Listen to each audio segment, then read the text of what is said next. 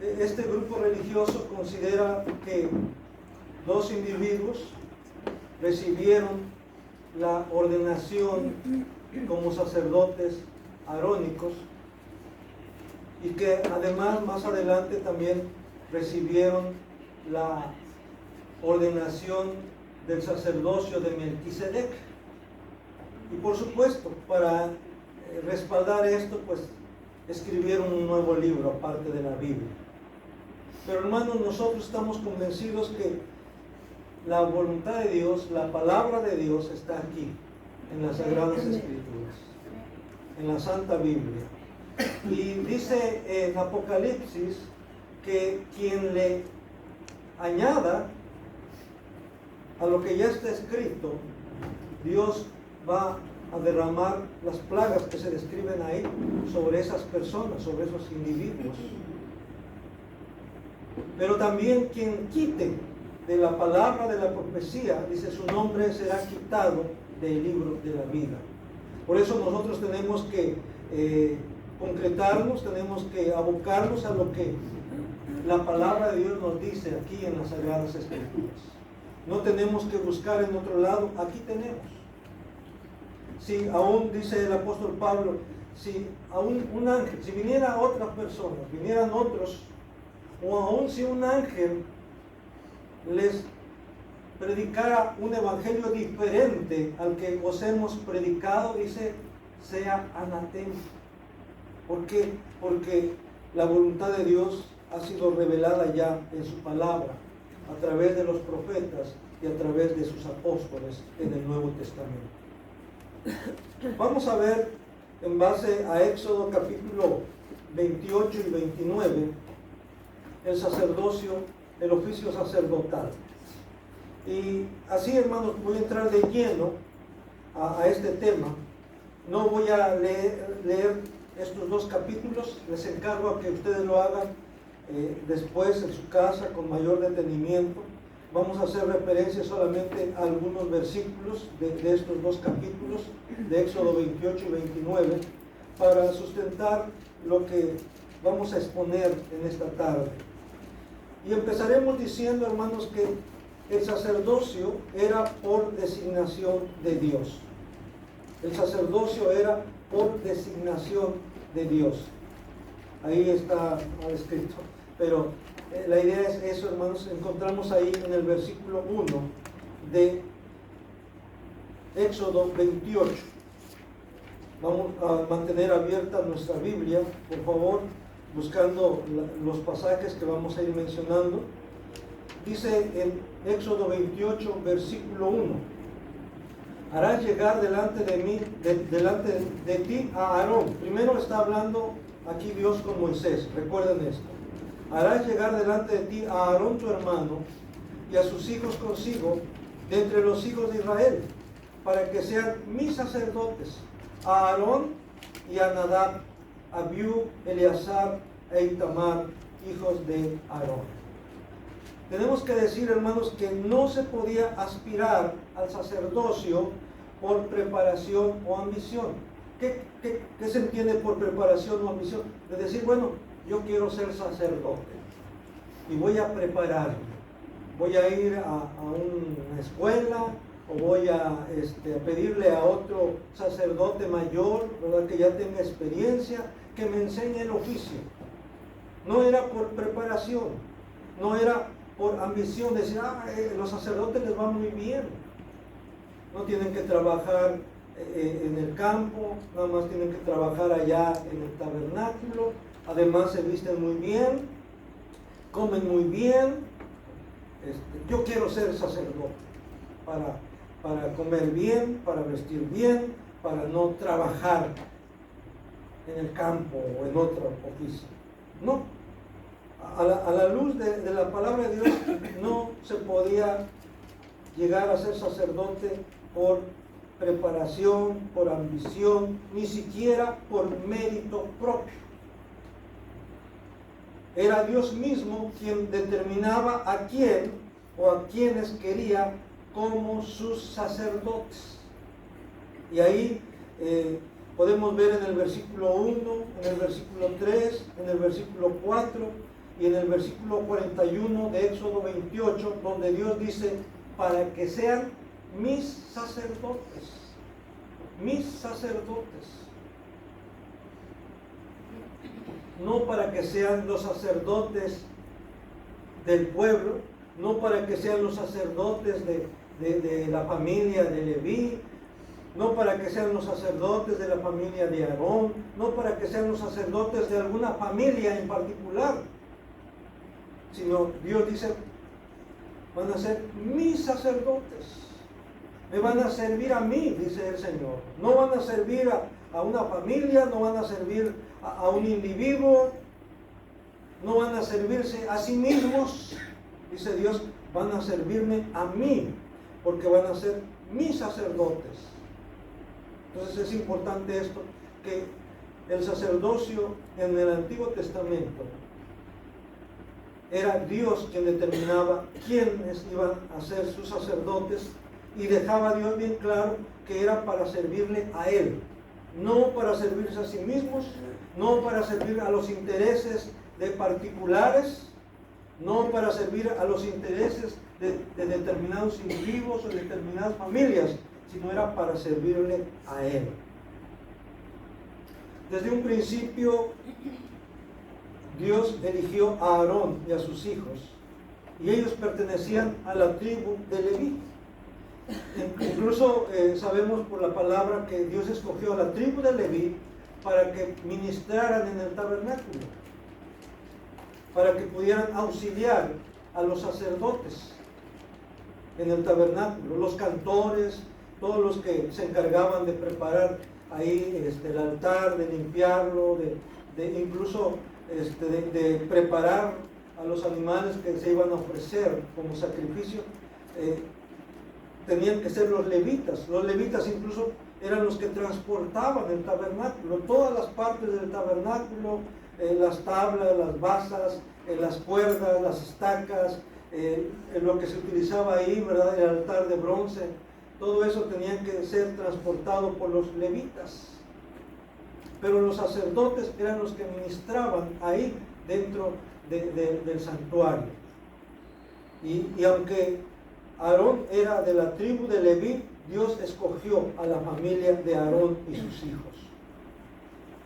Cuando esta decisión fue cuestionada por el pueblo, aún por otros levitas, porque hay que entender esto. Estaban los sacerdotes, así denominados en la Biblia, que eran de la tribu de Leví, pero que eran de la familia de Aarón, y estaban los levitas, que eran los que ayudaban ahí.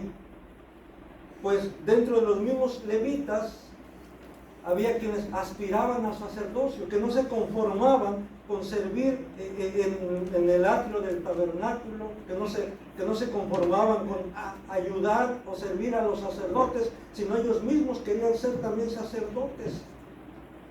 Y esto lo encontramos allá en Números, el libro de Números, capítulo 16, bueno, desde el 15, si gustan, también como dije antes, van a leer esto, se los voy a dejar de tarea, pero voy a leer nada más versículos 32 al 40 de Números 16, incluso en nuestras Biblias, si tiene usted una versión Reina Valera 1960, ahí en el capítulo 16 habla de la rebelión de Coré. Pero no solamente fue Coré, fue como dice ahí en el versículo 1, Coré, hijo de Ibsar, hijo de Coat, hijo de Leví, y Datán y Abirán, hijos de Eliab, y On, hijo de Pelet, de los hijos de Rubén.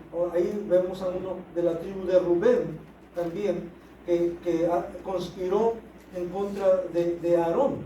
Y vean lo que pasó con estos conspiradores, estos rebeldes que no aceptaban que solamente Aarón y su familia fueran los sacerdotes. Dice ahí en el versículo 32 al 40 de Números 16 de la siguiente manera: abrió la tierra su boca y los tragó a ellos, a sus casas, a todos los hombres de Coré y a todos sus bienes. Y ellos, con todo lo que tenían, descendieron vivos al Seol, y los cubrió la tierra. y perecieron de en medio de la congregación. Y todo Israel, los que estaban en derredor de ellos, huyeron al grito de ellos, porque decían: no nos trague también la tierra. También salió fuego de delante de Jehová y consumió a los 250 hombres que ofrecían el incienso. Entonces Jehová habló a Moisés diciendo: di a Eleazar, hijo del sacerdote Aarón, que tome los incensarios de en medio del incendio y derrame más allá el fuego, porque son santificados los incensarios de estos que pecaron contra sus almas. Y harán de ellos planchas batidas para cubrir el altar, por cuanto ofrecieron con ellos delante de Jehová, son santificados y serán como señal a los hijos de Israel. Y el sacerdote Eleazar tomó los incensarios de bronce con que los quemados habían ofrecido, y los batieron para cubrir el altar, en recuerdo para los hijos de Israel, de que ningún extraño que no sea de la descendencia de Aarón se acerque para ofrecer incienso delante de Jehová, para que no sea como Coré y como su séquito, según se lo dijo Jehová por medio de Moisés. Hermanos, aquí Dios mismo castigó la rebeldía de esta gente que se oponía, que no estaba de acuerdo con la decisión de Dios. Esto es algo muy serio, hermanos. Cuando abiertamente nos oponemos a la voluntad de Dios, estamos trayendo sobre nuestra vida la ira de Dios. Y no solamente es con relación, porque muchos pastores utilizan esto como argumento de decir: no vayas a juzgarme, no vayas a decir nada en contra mía, porque te puede ir muy mal, porque la Biblia dice que no debes de atentar, que no debes de hablar en contra de un ungido de Dios, de un siervo de Dios. Y muchas veces utilizan este argumento para protegerse, sabiendo que están actuando mal, sabiendo que no están bien, pero ellos de esa manera como que se justifican y se protegen para que no se les diga nada, para que no se les señale su error o su pecado. Pero hermanos, eso no es un pasaje bíblico adecuado para solapar o para encubrir los pecados de los hombres, aún de los pastores. Esto no es para eso. Por eso lo que sí es importante es entender que es Dios quien determina quiénes quieren que les sirva. Y ahora, hermanos, ya en el Nuevo Testamento se está pensando no solamente en los varones, sino se está pensando también en las mujeres, pero no para el sacerdocio, no para el pastorado, no para ser ancianas, como un tiempo se tuvo esto, ¿verdad?, dentro de la iglesia presbiteriana en México, que se estaban ordenando a ancianas, diaconisas. Tuvo que darse marcha atrás a eso.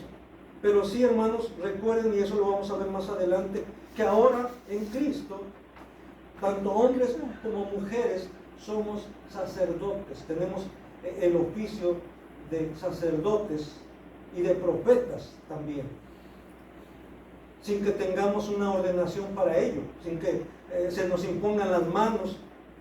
El Señor es por medio de su Espíritu Santo que nos ha capacitado, que nos ha llamado y nos ha capacitado para que seamos sus profetas, para que seamos sus sacerdotes. Y esto involucra tanto a hombres y mujeres creyentes. Vamos a continuar en base al bosquejo que tenemos aquí. David Gushik, que escribe en internet, él hace comentarios y yo transcribí parte de lo que él comenta. Ahí dice: el sacerdocio no era un lugar para la ambición o la gloria personal. Solo se entraba por el llamado y la invitación de Dios. En el nuevo pacto, nuestro sacerdocio tampoco se gana ni se aspira a él.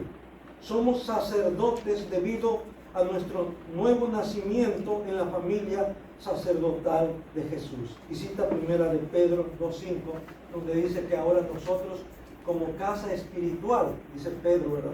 Y sacerdocio santo. Estamos para ofrecer sacrificios espirituales a Dios por medio de Jesucristo. Así dice en primera de Pedro 2:5. Ahora somos sacerdocio universal.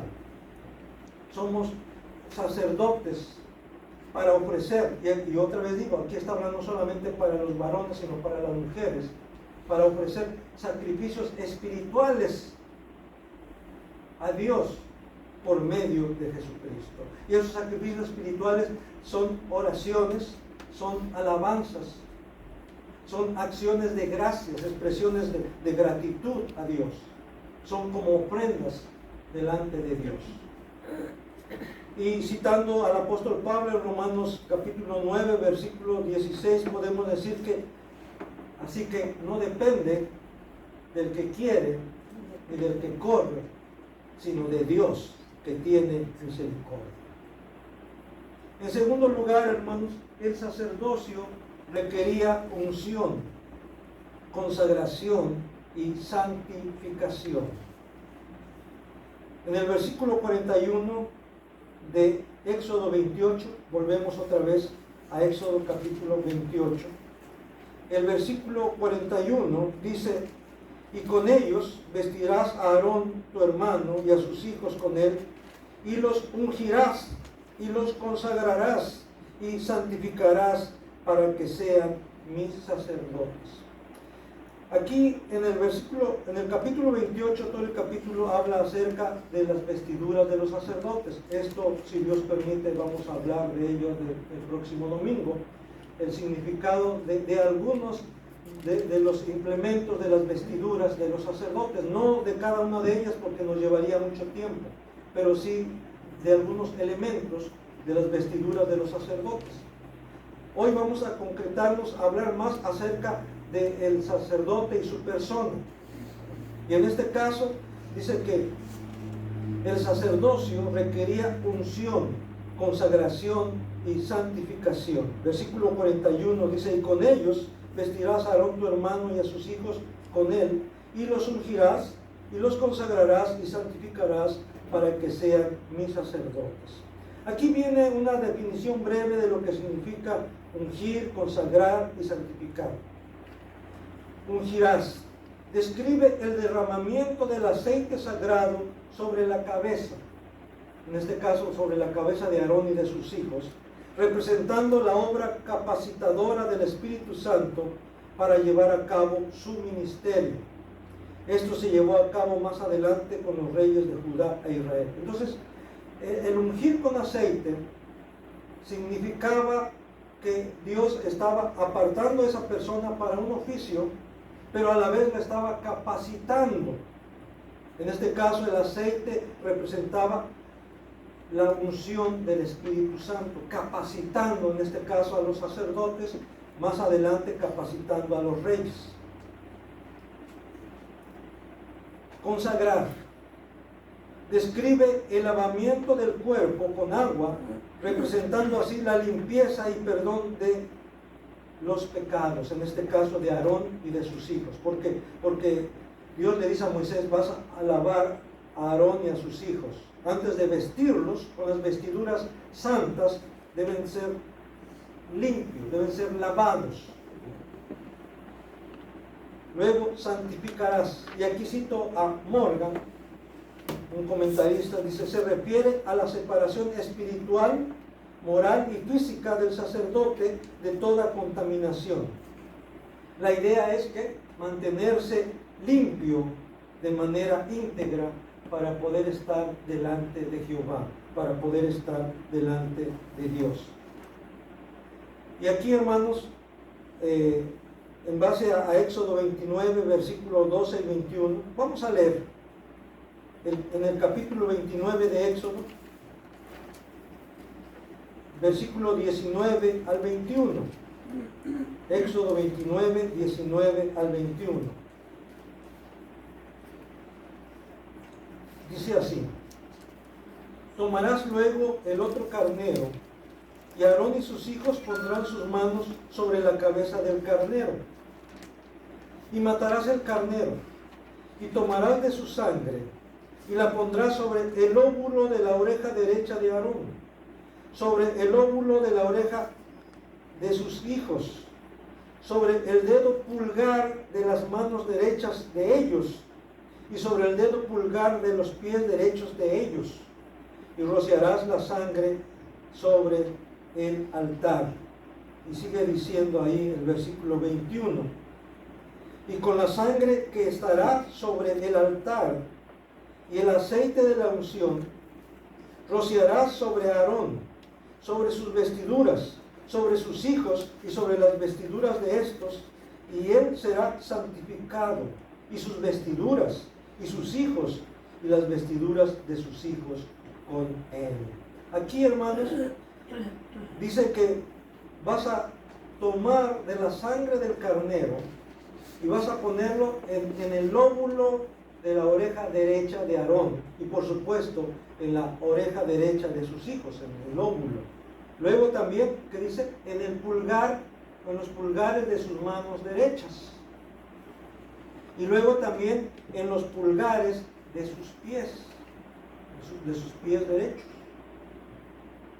Y con ello, hermanos, Dios estaba diciéndole a Aarón y a sus hijos que deberían de ser cuidadosos en qué, en lo que escuchaban. No debían prestar sus oídos para escuchar cualquier cosa. Tenían que apartar su oído de aquellas cosas que no edificaban, de chismes, ¿verdad? De falsos testimonios. Tenían que apartar su oído de las cosas que no agradan a Dios, de las cosas que no son de edificación. Pero también al ungir con esa sangre, o al marcar con esa sangre sus pulgares derechos, tenía que ver con lo que hacían, lo que hicieran con sus manos. Tenían esas manos de Aarón y de sus hijos, de esos sacerdotes, estaban consagradas para solamente hacer lo bueno, no lo malo. Tenían que apartar su mano o sus manos de lo malo, de hacer cosas malas, para hacer cosas buenas, cosas agradables, cosas que bendijesen, que exaltasen a Dios, que glorificasen a Dios. Y esto me recuerda, hermanos, hace mucho tiempo, un pastor ya mayor, él decía: nosotros como creyentes y aún como padres, decía él, nunca debemos utilizar nuestras manos para golpear. Nunca debemos utilizar nuestras manos para golpear. Y menos, dice, a nuestros hijos. Qué tremendo es que hay hijos que le tienen miedo a sus padres cuando apenas mueven las manos, y los hijos se asustan, los niños se asustan. ¿Por qué? Porque han sido golpeados. Y decía él: Dios nos ha dado nuestras manos para bendecir, no para golpear, sino para sanar. Y es lo que está diciendo aquí Dios a sus sacerdotes, a sus ministros, que deben utilizar sus manos para bien, para bendecir. Y ahí, hermanos, por eso de alguna manera dentro de nuestra iglesia tenemos lo que es la bendición pastoral, que el pastor levanta sus manos, ¿verdad? De esa manera ya sabemos que no es el pastor, no es el ministro el que bendice, es Dios. Así como le dijo a Moisés, le dijo a Aarón, ¿verdad? Pondrás mi nombre sobre Israel y yo los voy a bendecir, ¿verdad? Así vas a bendecir a Israel, a los hijos de Israel, y yo los voy a bendecir, dice Dios. Entonces solamente somos instrumentos, solamente estamos gráficamente diciéndole a la iglesia, diciéndole al pueblo de Dios, que es Dios quien nos va a bendecir. Pero es importante que no olvidemos que toda dádiva perfecta, que toda bendición viene de parte de Dios, viene de lo alto de parte de Dios. Y también, hermanos, el hecho de que se ungiera los pies, o el dedo pulgar de los pies de los sacerdotes, Dios se le está diciendo a sus sacerdotes, a sus ministros, que ahora ellos deben de caminar por el camino que Él les ha trazado, por sus mandamientos, por sus preceptos, para hacer su voluntad, que deben apartar su pie de lo malo, de no ir por caminos torcidos, por caminos chuecos, como se dice, ¿verdad? Sino ir por el camino recto que el Señor ha trazado por medio de su palabra, y sobre todo por Jesucristo mismo, quien es el camino, la verdad y la vida. Entonces, ahora somos llamados como sacerdotes, como sus ministros, para caminar en Cristo y no desviarnos ni a la derecha ni a la izquierda. Que nuestros pies caminen en pos de lo correcto, en pos de lo santo. Y no solamente aquí encontramos indicaciones para nuestros oídos, o para nuestras manos, o para nuestros pies, sino aún también encontramos indicaciones que tienen que ver con lo que pensamos. Vamos a buscar ahí ahora en el capítulo 28, regresamos un poquito al capítulo 28, versículo 36 al 38. Éxodo 28, 36 al 38. Vean lo que dice. Harás además una lámina de oro fino y grabarás en ella como grabadura de sello, santidad a Jehová. Y la pondrás con un cordón de azul y estará sobre la mitra, por la parte delantera de la mitra estará. Y estará sobre la frente de Aarón, y llevará a Aarón las faltas cometidas en todas las cosas santas que los hijos de Israel hubieran consagrado en todas sus santas ofrendas. Y sobre su frente estará continuamente, para que obtengan gracia delante de Jehová. La mitra, hermanos, era, vamos a decirlo así, como aquel gorro que llevaba. Dentro de 8 días vamos a proyectar, ¿verdad?, las vestiduras de más o menos cómo eran las vestiduras de los sacerdotes, principalmente las vestiduras del sumo sacerdote. Y entonces la mitra era aquello que llevaba arriba, de lino fino. Y sobre la mitra iba la diadema santa, una diadema, como plancha de oro con la grabadura santidad a Jehová. Y solamente el sumo sacerdote llevaba eso para que pudiera entrar al lugar santísimo. Y dice, y la llevará, ¿para qué? Dice ahí, primero como testimonio, pero luego para que pueda entrar, para que no muera. Santidad a Jehová. Y eso, hermanos, tiene que ver entonces para cubrir su cabeza. Estaba leyendo algo relacionado con esto y un comentarista decía que esa mitra, que estaba compuesta de lino fino, enrollado, ¿verdad?, que según el Talmud, que era uno de los mismos libros escritos por judíos, que tenía más o menos 7 yardas de tela. Imagínense, casi 7 metros ahí sobre la cabeza del sumo sacerdote. Y luego la diadema, santidad a Jehová. Hermano, eso implica que el sumo sacerdote, que los sacerdotes tenían que cubrir su cabeza, tenían que proteger su cabeza, en donde se generan ¿qué? Las ideas, los pensamientos, los deseos. Y ahí estaba la diadema, santidad a Jehová. Su cabeza, su mente tenía que estar enfocada en Dios. Tenían que apartar su mente, sus pensamientos, sus deseos de cosas que no agradaran a Dios, que no honraran a Dios, que no glorificaran a Dios. Santidad a Jehová. Y esto, hermanos, nos recuerda lo que el apóstol Pablo dice allá a los Efesios, que debemos, en el capítulo 6, dice que debemos de vestirnos con toda la armadura de Dios, para que podamos estar firmes. Y habla ahí, dice que debemos ponernos el yelmo de la salvación. El yelmo de la salvación era aquel casco que protegía al soldado, que protegía su cabeza.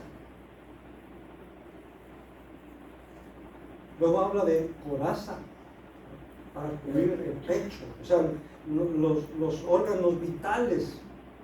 Pero el yelmo de la salvación, aquel escudo que cubre tu cabeza, que protege tu cabeza. Y recuerdo, se le atribuye a Martín Lutero, pero no con 100% de certeza, pero él decía, o alguien ha dicho, tú no puedes evitar que los pájaros sobrevuelen sobre tu cabeza, revoloteen sobre tu cabeza, refiriéndose a malos pensamientos, refiriéndose a deseos insanos. Tú no puedes evitar. Dirá alguien, no, yo, mi cabecita está limpiecita. No podemos evitar que vengan pensamientos, incluso no solamente sexuales, estamos hablando de pensamientos de venganza, malos deseos, enojo. No puedes celos, no puedes evitar eso.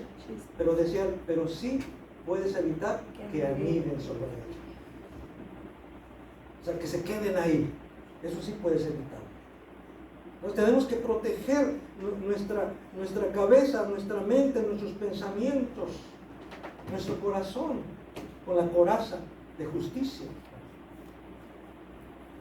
Esto Dios lo está estableciendo para sus sacerdotes en el Antiguo Testamento, para Aarón y sus hijos, para los levitas, pero hermanos, ahora en el Nuevo Testamento, como mencionaba hace un rato, y como vamos a ver ahí en Primera de Pedro 2:9, mas vosotros sois linaje escogido. Está hablándole ya no a israelitas, no está hablándole a levitas, no le está hablando a aaronitas, está hablándole a los creyentes, sin importar nacionalidad, sin importar sexo. Está diciéndole, mas vosotros sois ¿qué? Linaje escogido, real sacerdocio, nación santa, pueblo adquirido por Dios, para que anuncie las virtudes de aquel que os llamó de las tinieblas a su luz admirable. Ahora somos pueblo, nosotros no éramos pueblo, dice más adelante. Vosotros que no erais pueblo, ahora sois pueblo, ahora habéis alcanzado misericordia de parte de Dios. Así que entonces esto se aplica a nosotros también. Lo que se aplicaba a los sacerdotes arónicos, levitas, ahora en el Nuevo Testamento se aplica a nosotros. Que en nuestra frente Dios pueda leer, que en tu frente Dios pueda leer ¿qué? Santidad a Jehová. Porque sin santidad nadie verá al Señor, como dice la Escritura. Sin santidad nadie verá al Señor. El sacerdocio demandaba consagración total, hermanos. Vean en Éxodo capítulo 29, versículo 29 al 37.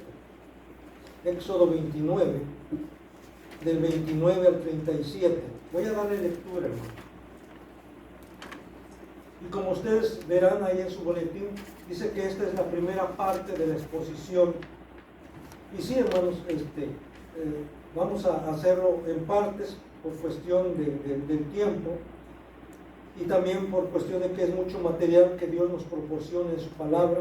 Y dice ahí en Éxodo 29, del 29 al 37. Y las vestiduras santas, que son de Aarón, serán de sus hijos después de él, para ser ungidos en ellas y para ser en ellas consagrados. Por 7 días las vestirá el que de sus hijos tome su lugar como sacerdote cuando venga al tabernáculo de reunión para servir en el santuario. Perdón, aquí voy a detenerme un momento. Aquí está hablando, Dios está dando indicaciones a Moisés cuando ya haya muerto Aarón.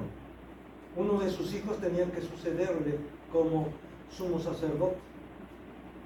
Pero vean, hermanos, tendría que usar las mismas vestiduras que usó su padre. Pero aquí habla de por 7 días las vestirá el que de sus hijos tome su lugar como sacerdote cuando venga al tabernáculo de reunión para servir en el santuario. Y tomará el carnero de las consagraciones y cocerá su carne en el lugar santo. Y Aarón y sus hijos comerán la carne del carnero y el pan que estará en el canastillo a la puerta del tabernáculo de reunión. Y comerán aquellas cosas con las cuales se hizo expiación para llenar sus manos para consagrarlos. Mas el extraño no las comerá porque son santas. Me detengo un instante. Aquellas cosas que habían sido consagradas y que habían sido apartadas para el consumo de los sacerdotes, nadie más podía comerlas. Ni siquiera los levitas, solamente los sacerdotes. Y mucho menos, como dice ahí, otro extraño. O sea, alguien de otra tribu. Y mucho menos alguien que no fuera de Israel. Eso era exclusivo para ellos. Porque dice, porque son santas. Versículo 34. Y si sobrare hasta la mañana algo de la carne de las consagraciones y del pan, quemarás al fuego lo que hubiere sobrado. No se comerá. ¿Por qué? Porque es cosa santa. Entonces había lo que sobrara para el otro día, tenía que ser quemado, no debía ya de consumirse. Una por cuestión de salud y otra sobre todo porque era cosa santa. Entonces había que ser consumida por el fuego, tenía que ser quemada, no debía comerse. Sigo leyendo versículo 35. Así pues harás a Aarón y a sus hijos conforme a todo lo que yo te he mandado. Por 7 días las consagrarás. Cada día ofrecerás el becerro del sacrificio por el pecado para las expiaciones, y purificarás el altar cuando hagas expiación por él, y lo ungirás para santificarlo. Por 7 días harás expiación por el altar, y lo santificarás, y será un lugar santísimo. Cualquiera cosa que tocare el altar será santificada. Hermanos, imagínense todo lo que se tenía que hacer. Por 7 días tenía que estarse sacrificando, en este caso, el sacrificio de la consagración. La carne de las consagraciones, dice ahí. Y había que santificar, consagrar todo, santificar todo. Aún el altar, donde se ofrecían los sacrificios, era santísimo. No era santo, era santísimo. Ahora, imagínense, si el altar que estaba fuera del lugar santísimo era santísimo, entonces ¿cómo era el lugar donde estaba el arca del pacto, el arca de la alianza? Por eso se le conoce como el Santísimo, el Santo de Santos. Pero ¿saben por qué ese lugar era el Santísimo? ¿Por qué ese lugar era el Santo de Santos? Porque Dios había prometido manifestarse ahí. Porque Dios se revelaba ahí sobre el propiciatorio, como ya vimos hace 8 días, de sobre el arca, sobre el propiciatorio. Dios mismo le dijo, yo me voy a manifestar a ti ahí, yo voy a hablar ahí a ti para lo que tú tengas que decir al pueblo. Por eso, hermanos, por eso era el lugar santo, el lugar santísimo, por la presencia de Dios. Entonces lo que hace un lugar santo, no es el material con que está hecho, sino es la presencia de Dios. Lo que hace santa a una persona no es porque tiene una aureola arriba o porque resplandece, ¿verdad? O porque, no, lo que hace santa a una persona es la presencia de Dios en su vida, en sus corazones. Por eso, hermanos, nosotros nos consideramos, la Biblia habla a todos los santos que están en Roma, a todos los santos que están en Éfeso. Podemos decir a todos los santos que están en Tijuana. ¿Y quiénes son? Los creyentes. En términos bíblicos, hermanos, santos son los creyentes. No el que no tiene ningún pecado, no el que hace milagros. Recuerden, toda dádiva, todo defecto viene de Dios. Sino son aquellos que han puesto su confianza plena en Cristo, que confían solamente y dependen de la misericordia de Dios nada más. Así es que, como dice ahí en su boletín, si el altar era considerado santísimo, cuanto más deberían serlo, ¿quién?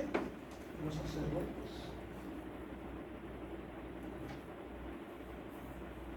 El sacerdocio arónico, y esto es importante, hermanos. El sacerdocio arónico tuvo su culminación con el sacerdocio de Cristo.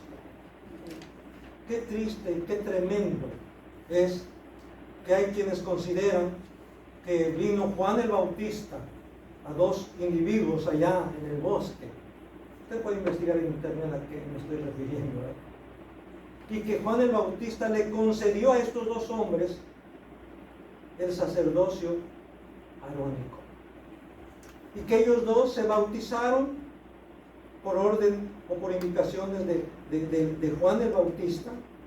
Se bautizaron y luego uno al otro se ordenó como sacerdote arónico. Y no solamente se conformaron con eso, sino después el siguiente paso era el sacerdocio de Melquisedec. Y según ellos, ahora ellos tienen el sacerdocio de Melquisedec. Hermano, esto es herejía, esto es blasfemia, incluso me atrevo a decirlo. ¿Por qué? Porque la Biblia, hermanos, vamos a ver ahorita claramente que Jesucristo cumplió con el sacerdocio arónico. Y la Biblia misma habla de Melquisedec, pero dice, según el orden de Melquisedec, Jesucristo es sacerdote para siempre. No dice que iba a tener sucesores. Vamos a verlo en la Biblia. Por eso le digo, este grupo tuvo que, o estas personas, estos dos varones tuvieron que escribir otro libro para poder sustentar lo que ellos afirmaban. Dejaron de lado la Biblia y escribieron otro libro. Ok. Vamos a buscar en Hebreos capítulo 9, por favor. Versículo 11 al 14. Hebreos capítulo 9, versículo 11 al 14. Dice así. Pongan mucha atención, por favor. Ahí lean con cuidado la escritura. Hebreos 9, del 11 al 14. Pero estando ya presente Cristo, sumo sacerdote de los bienes venideros, por el más amplio y más perfecto tabernáculo, no hecho de manos, es decir, no de esta creación, no por sangre de machos cabríos ni de becerros, sino por su propia sangre, entró una vez para siempre en el lugar santísimo, habiendo obtenido eterna redención. Porque si la sangre de los toros y de los machos cabríos y las cenizas de la becerra rociadas a los inmundos santifican para la purificación de la carne, cuánto más la sangre de Cristo, el cual, mediante el Espíritu eterno, se ofreció a sí mismo sin mancha a Dios, limpiará vuestras conciencias de obras muertas para que sirváis al Dios vivo. Leo nuevamente el versículo 14. Cuanto más la sangre de Cristo, y ahí como que lo menciono entre paréntesis, y leo abajo, limpiará vuestras conciencias de obras muertas para que sirváis al Dios vivo. En otras palabras dice, si la sangre de los machos cabríos, de los becerros y eso, de alguna manera garantizaban la limpieza de los pecadores en el Antiguo Testamento, ya vimos esto, que esto era en base al sacrificio de Cristo. Por eso eran efectivos, por eso eran eficaces, porque estaban representando el sacrificio de Cristo, la obra de Cristo. Bueno, dice, si eso cubría, si eso limpiaba, cuanto más, dice, cuanto más la sangre de Cristo ahora. Pero vamos a ver qué dice más adelante en Hebreos capítulo 10, o sea, en el capítulo que sigue, versículo 11 al 23. Hebreos 10, del 11 al 23.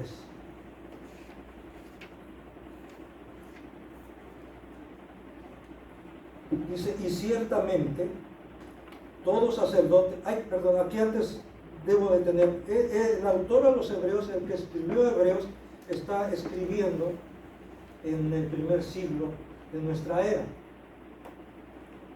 cuando todavía estaba el tabernáculo, el templo, perdón, cuando todavía se ofrecían sacrificios allá en el templo de Jerusalén.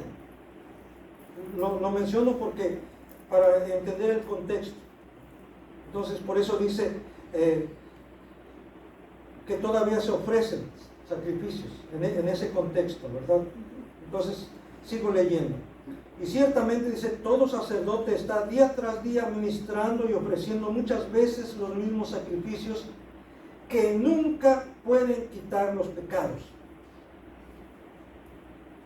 Pero Cristo, habiendo ofrecido una vez para siempre un solo sacrificio por los pecados, se ha sentado a la diestra de Dios.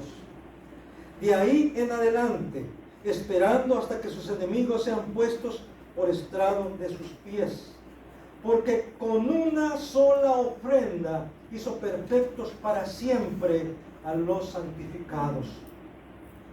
Y nos atestigua lo mismo el Espíritu Santo, porque después de haber dicho, este es el pacto que haré con ellos después de aquellos días, dice el Señor, pondré mis leyes en sus corazones y en sus mentes las escribiré, añade, y nunca más me acordaré de sus pecados y transgresiones, pues donde hay remisión de estos, no hay más ofrenda por el pecado. Así que, hermanos, teniendo libertad para entrar en el lugar santísimo por la sangre de Jesucristo, por el camino nuevo y vivo que Él nos abrió a través del velo, esto es, de su carne, y teniendo un gran sacerdote sobre la casa de Dios, acerquémonos con corazón sincero, en plena certidumbre de fe, purificados los corazones de mala conciencia y lavados los cuerpos con agua pura. Mantengamos firme, sin fluctuar, la profesión de nuestra esperanza, porque fiel es el que prometió. Porque fiel es el que prometió, hermanos. Yo quiero nada más ver y enfatizar un poquito esto. En el versículo 12 dice, pero Cristo, habiendo ofrecido una vez para siempre un solo sacrificio por los pecados, una sola vez, hermanos. Por eso ya no es necesario más sacrificios. De alguna manera, hermanos, Dios permitió que el templo fuese destruido en el año 70 después de Cristo, para decirle a ese pueblo que ya no más sacrificios, que Jesús vino para ofrecer el sacrificio por excelencia, un solo sacrificio, como dice ahí, que hace perfectos a los santificados, versículo 14, porque con una sola ofrenda hizo perfectos para siempre a los santificados. Por eso ya no se necesitan más sacrificios, más holocaustos por el pecado, porque Jesucristo se ofreció a sí mismo por nuestros pecados. Entonces, hermanos, Eso de que se restableció el sacerdocio arónico, que se restableció el sacerdocio de Melquisedec, eso está fuera de lo que Dios ha revelado en su palabra. Y por eso nosotros ahora lo que tenemos que hacer es confiar en Cristo, nuestro sumo sacerdote. Él es el sumo pontífice. Cualquier otro que se autodenomine o que lo denominen sumo pontífice está usurpando un lugar que solamente, un título que solamente le pertenece a Cristo y a nadie más. Él es nuestro sumo pontífice, Él es nuestro sumo sacerdote. Y por eso tampoco, hermanos, ahora nosotros seguimos haciendo sacrificios o presentando sacrificios o ofrendas, aunque le llamen sacrificio incruento. Nosotros ya no ofrecemos sacrificios incruentos. Lo que tenemos que hacer es ofrecernos a nosotros mismos, como dice el apóstol Pablo en Romanos capítulo 12, versículo 1. Así que, hermanos, dice Pablo, os ruego por la misericordia de Dios que presentéis vuestros cuerpos en sacrificio vivo, santo, agradable a Dios, que es vuestro culto racional.